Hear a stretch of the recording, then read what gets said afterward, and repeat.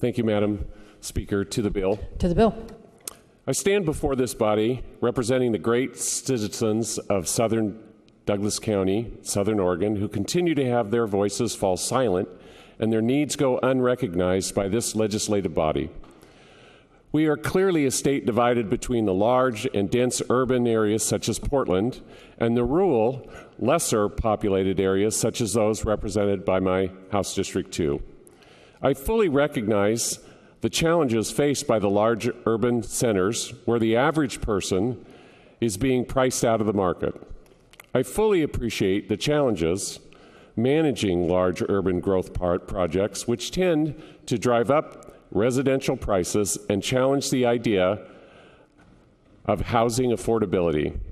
But, Madam Speaker, I cannot support legislation such as Senate Bill 608, rent control, that are so obviously slanted towards the unique needs of Portland metropolitan area and so silent on the needs of rural Oregon.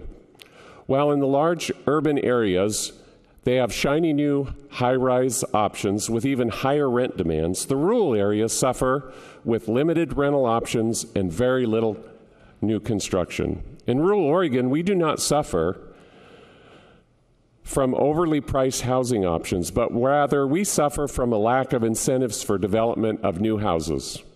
In rural Oregon, our home prices and rents are artificially high due to the lack of availability rather than overeager developers.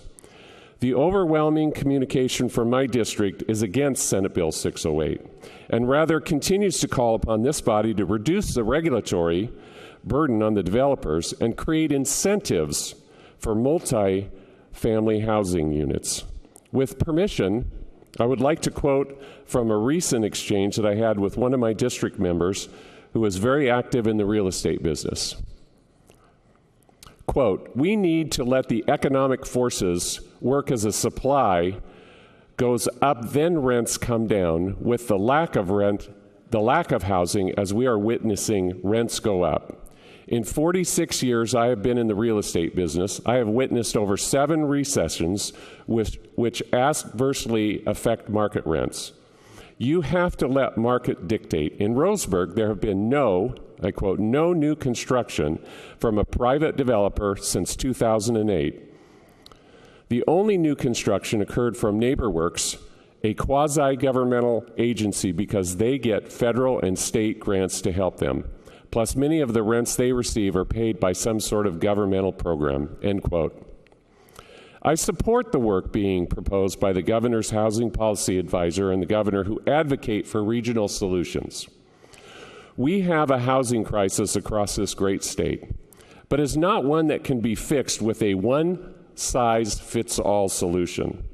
It will only be increased with SB 608 and any other legislation that deems to be the unique needs of Portland metropolitan areas as representative of the entire state. I stand before you today and ask that we develop housing solutions and legislative authority that is created, managed, and overseen by regional entities representing the unique needs of our state. In closing, if Portland metropolitan area or any other large metropolitan areas need this rent control legislation, let us encourage them to pass this at a local or a county level. We do not need, do not want, and believe that this legislation will harm the great citizens of Southern Oregon. I will vote no on this piece of legislation, not because the problem isn't real, but because the solution is limited to only a small geographic part of the state. I urge a no vote. Thank you.